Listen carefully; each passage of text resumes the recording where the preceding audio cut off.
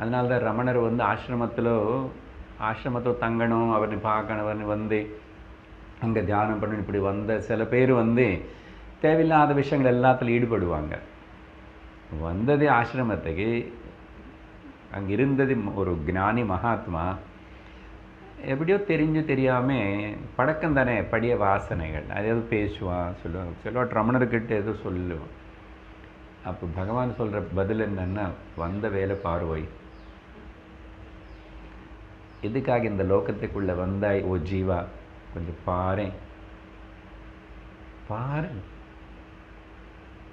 புத்தியனே கண்ணு கொடுக்கப்பட்டிருக்கு, விவேகம் అనేది உனக்கு இருக்கு, ஏன் பார்க்க மாட்டேன், வந்த வேலை பார். அந்த வந்த வேலை பார்க்கறதுக்கு செல்ஃப் எஃபர்ட் வேணும். அதான் 2வது பாயிண்ட். அந்த 5வது ஸ்லோகத்தில் சொன்ன விஷயத்தை நான்